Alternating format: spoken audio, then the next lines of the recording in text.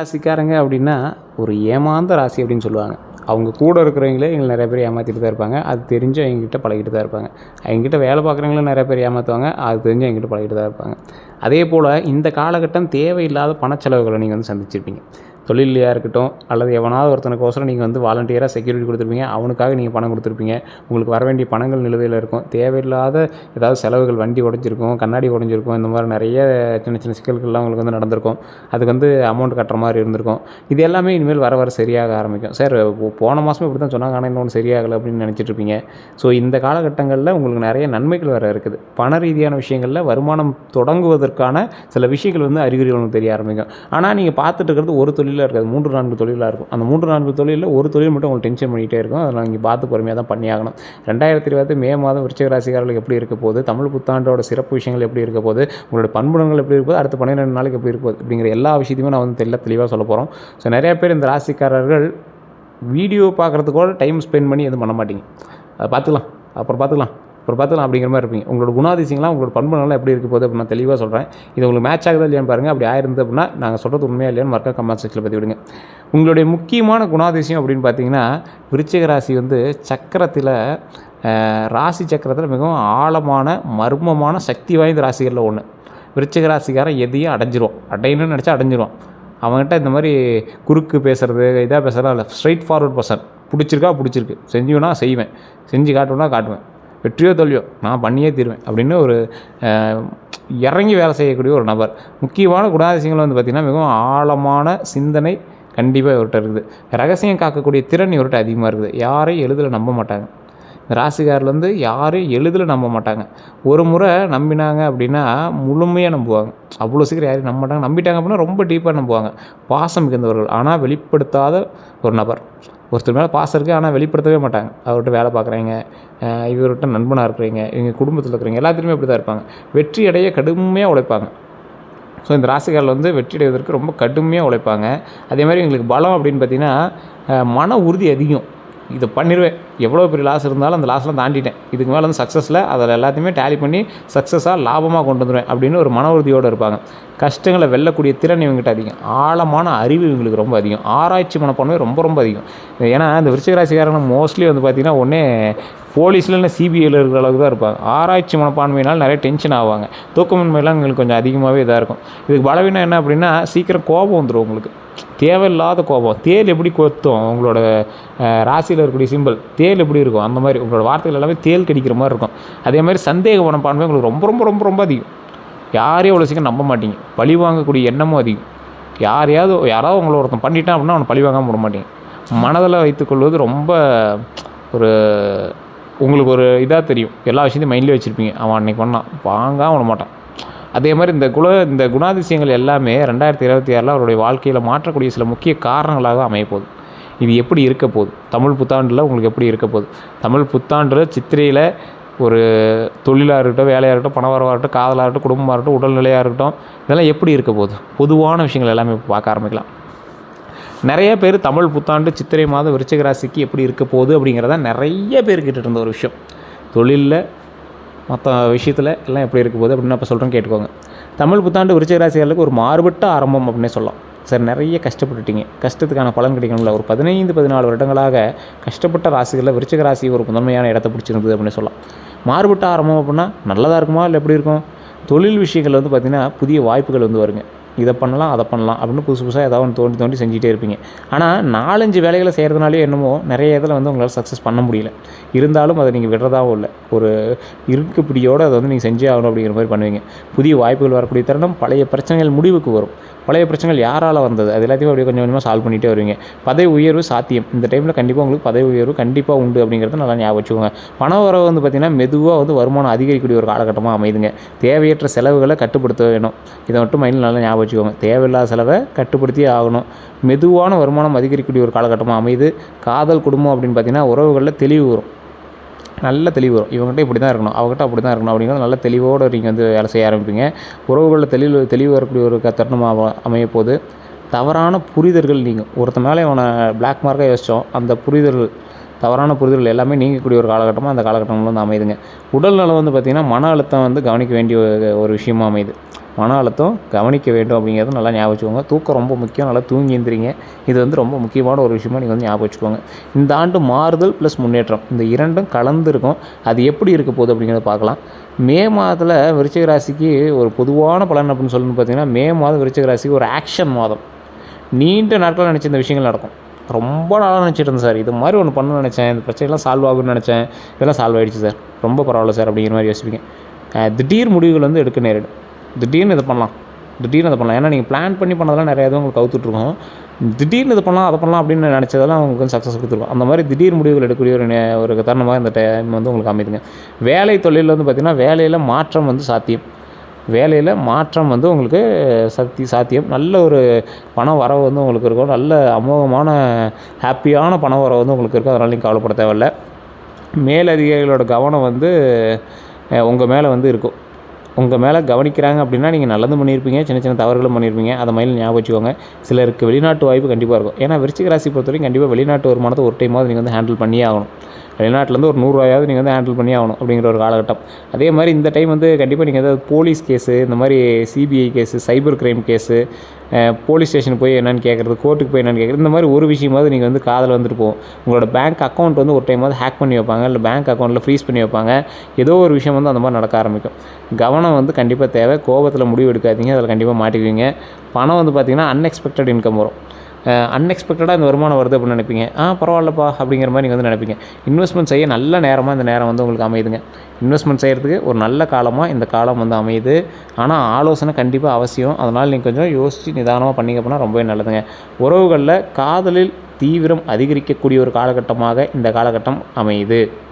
திருமண பேச்சு நடக்கும். திருமணத்தில் உங்களுக்கு நல்ல ஒரு வாய்ப்பு இந்த டைம் உண்டு. திருமணம் ஆகாமல் தவிச்சிட்டு இருக்கிற நபர்கள்லாம் இந்த டைம் வந்து ஒரு நல்ல ஒரு அற்புதமான வாய்ப்பாக அமைப்பது. மனநிலை அப்படின்னு பார்க்கும்போது சில நேரம் தனிமையை உணர்வீங்க. கொஞ்சம் நேரம் தனியாக இருந்து கொஞ்சம் ஏதாவது யோசிக்கலாம் அப்படின்னு நினைப்பீங்க. அப்படி யோசித்து ஏதாவது புதுசாக உருவாக்கலாம்னு நினைப்பீங்க. ஆனால் பின்னாடி பழைய விஷயங்கள் வந்து உங்களை நோண்டிகிட்டே இருக்கும். இல்லைனா ஏற்கனவே ஆரம்பித்து வச்ச விஷயங்கள் உங்களுக்கு டென்ஷன் பண்ணிகிட்டு இருக்கும். அந்த தொழிலில் அப்படி இருக்குது அப்படி இருக்குன்னு ஏதாவது ஃபோன் வந்துகிட்டே இருக்கும். இந்த மாதிரி சில விஷயங்கள் இருக்கும். குடும்பம் தான் உங்களுக்கு ஆறுதல், குழந்தைகள் தான் உங்களுக்கு ஆறுதல். அதுவே வந்து பார்த்திங்கன்னா கொஞ்சம் நாட்களில் நல்லபடியாக எல்லாமே மாறும், நல்லதாக அமையும். எப்போவுமே குடும்பத்தை நல்லபடியாக பார்த்தவங்க அதுதான் உங்களுக்கு வந்து மெயின் ஒரு தூணாக உங்களுக்கு வந்து இருக்கும். அதே மாதிரி நிறைய பெரிய முடிவுகள் வந்து எடுக்கக்கூடிய ஒரு காலகட்டமாக அமையுது. உடல் நலம்லாம் வந்து பார்த்திங்கன்னா தலைவலி, மன அழுத்தம் உங்களுக்கு இருக்கிற வாய்ப்புகள் அதிகம். ஸோ அதனால் கொஞ்சம் கவனமாக இருங்க. யோகா தியானம் வந்து உங்களுக்கு ரொம்பவே உதவும். அந்த விஷயத்தில் கொஞ்சம் கவனமாக இருங்க. அது ரொம்பவே நல்லதாக இருக்க போகுது.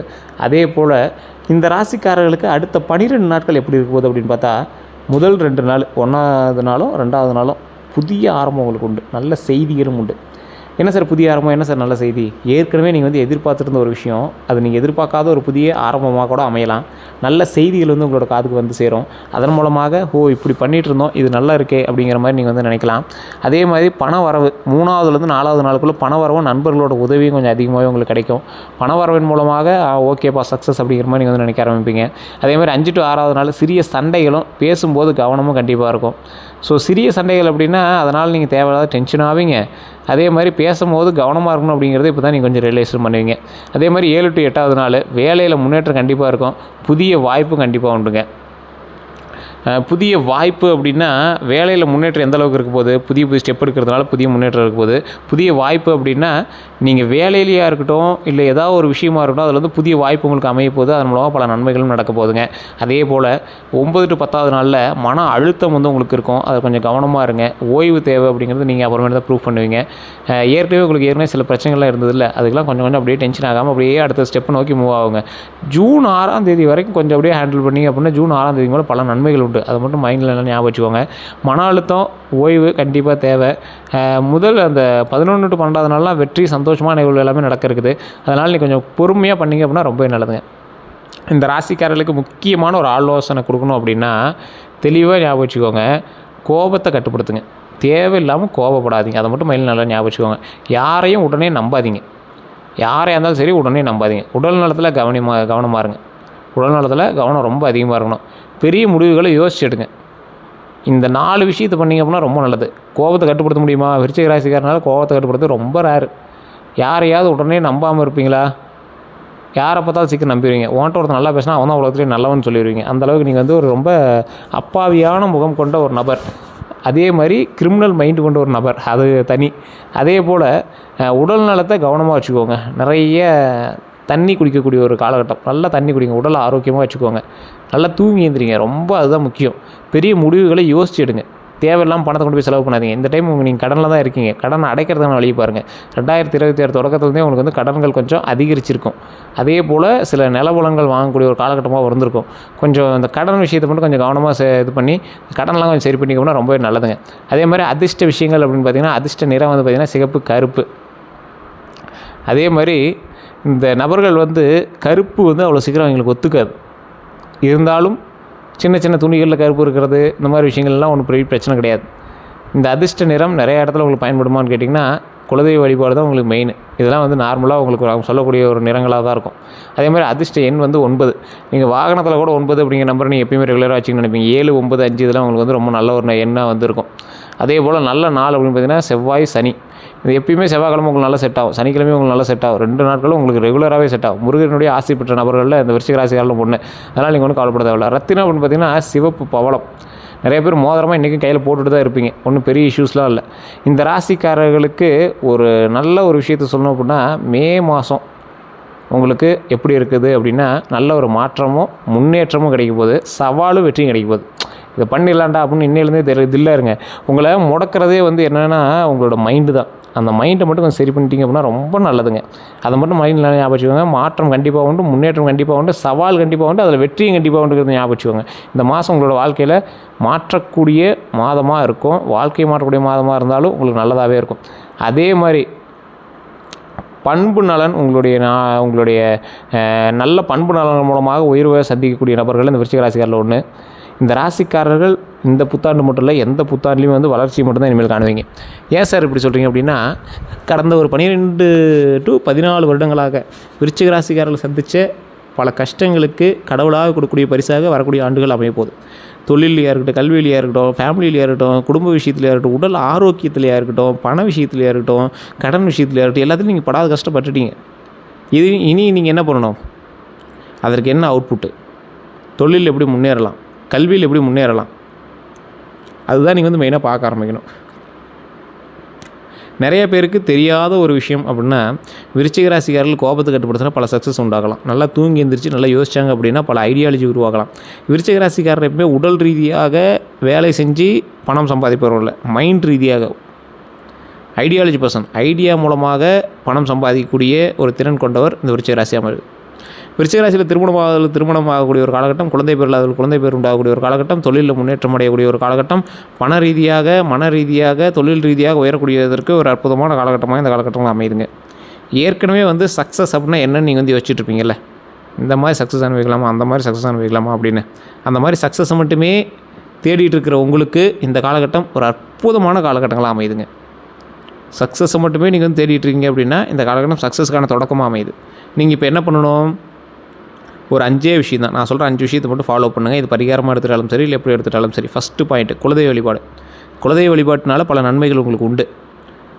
2வது பாயிண்ட்டு, இந்த 2வது பாயிண்ட்டு, குலதெய்வ கோயிலுக்கு போகும்போது நீங்கள் செய்ய வேண்டிய சில 3 விஷயங்களை மறக்காமல் ஞாபகம் வச்சுக்கோங்க. நெய் விளக்கு, 2 நெய் விளக்கு ஏற்றி, உங்களோட குலதெய்வம் அம்மன் தெய்வமாக இருந்தால் மல்லிகை பூவும், அல்லது மற்றவர்களாக இருந்தால் நீங்கள் கையில் ஏதோ ஒரு பூவை எடுத்துகிட்டு போய் இறை வழிபாடு பண்ணணும். இதில் 2வது பாயிண்ட் என்ன அப்படின்னா, இஷ்ட தெய்வங்கள்னு இருக்கும்.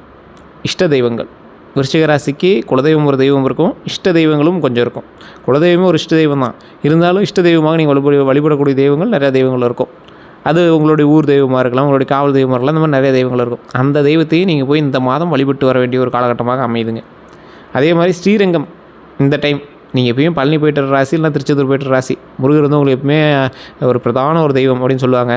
இந்த டைம் வந்து ஸ்ரீரங்கம் போய் இறைவன் வழிபட்டுவாங்க. நீங்கள் ஃபஸ்ட்டே அந்த வழியாக போயிருப்பீங்க, ஆனால் இறைவனை வழிபடுறதுக்கான டைம் கிடச்சிருக்காது. தூரத்துலேருந்து அந்த கோபுரம் தெரிஞ்சிருக்கும், வணங்கி வந்திருப்பீங்க. இந்த டைம் வந்து கண்டிப்பாக ஸ்ரீரங்கம் போய் வழிபட்டுட்டு வாங்க, ரொம்ப நல்லது. ஸ்ரீரங்கம் வந்து இந்த டைம் உங்களுக்கு ரொம்ப ரொம்ப மேன்மையை தரக்கூடிய ஒரு விஷயமாக கருதப்படும். இந்த ராசிக்காரர்களுக்கு ஸ்ரீரங்கம் போயிட்டு வரது 2வது விஷயமாக சொன்னேன். 3வது விஷயம், நீங்கள் செய்யக்கூடிய ஒரு மிகப்பெரிய ஒரு விஷயம், ஒரு 5-6 பேருக்காக அன்னதானம். மனதார வயிறார சாப்பாடு போடுங்க. அது ரொம்ப நல்லது. அதனால் பல நன்மைகள் உங்களுக்கு கிடைக்க போகுது. சாப்பாடு போட்டே நீங்கள் வந்து மனதார வந்து வாழ்த்தக்கூடிய ஒரு நபர். ஸோ அதனால் சாப்பாடு போடுங்க, மனதார வாழ்த்துங்க. ரொம்ப நன்மைகள் கிடைக்கிறதுக்கு ஒரு அற்புதமான காலகட்டங்களாக அமையுதுங்க. 4வது விஷயம், நீங்கள் நல்லா கவனிக்க வேண்டிய விஷயம், இது பரிகாரம் எடுத்துட்டாலும் சரி, நீங்கள் அமைதியாக இருக்கணும் அப்படிங்கிற ஞாபகம் வச்சுட்டாலும் சரி, ஒரு இடத்துல சண்டை நடக்குது அப்படின்னா இந்த டைம் நீங்கள் வந்து எதுவுமே பண்ணக்கூடாது. ஒருத்தன் வந்து தேவையில்லாமல் உங்களோட சண்டை இழுக்கிறான், அமைதியாக இருங்க, எதுவும் பண்ணாதீங்க, பொறுமையாக ஹேண்டில் பண்ணுங்கள். அதுதான் உங்களுக்கு வந்து மெயினான ஒரு விஷயம். ஏன்னா இந்த காலகட்டத்தில் கிரக அமைப்பு அப்படிங்கிறது கொஞ்சம் மாற்றங்கள் தேவைப்பட்டு பண்ண வருது. ஸோ அதனால் அந்த மாற்றங்கள் வந்து நீங்கள் சரி பண்ணணும் அப்படின்னா நிதானம் கண்டிப்பாக தேவை. அப்போ நிதானம் என்னையிலேருந்து கண்டிப்பாக தேவை, இன்னையிலேருந்தே கண்டிப்பாக தேவை. இந்த ஒரு மாதமாகவே நீங்கள் வந்து ரியலைஸ் பண்ணியிருப்பீங்க. தொழில் எடுத்தால் ஏதோ ஒரு பக்கம் டைவர்ட் பண்ணுது, பணம் எடுத்தால் அது ஏதோ ஒரு பக்கம் டைவர்ட் பண்ணுது, வேலைக்கு போனால் அது ஏதோ ஒரு பக்கம் டைவர்ட் பண்ணுது, தேவையில்லாத சண்டைகள்லாம் பண்ணியிருக்காங்க அப்படிங்கிற மாதிரி உங்களுக்கே தோண ஆரம்பிச்சிருக்கும். ஸோ அதெல்லாம் கொஞ்சம் கவனமாக இருங்க. 5வது விஷயம், இந்த நபர்கள் உடல் ஆரோக்கியத்தில் கவனமாக இருக்கணும். கரெக்டான உணவு, நல்லா தூங்கி எழுந்திரிங்க. ஐடியாலஜி புதுசாக உருவாகும். ஜூன் 6க்கு மேலே நல்ல ஒரு குரு பார்வை வந்து கிடைக்குது. அப்போ தொழிலுக்கான சக்ஸஸ்க்கான காலம் அமைய போகுது.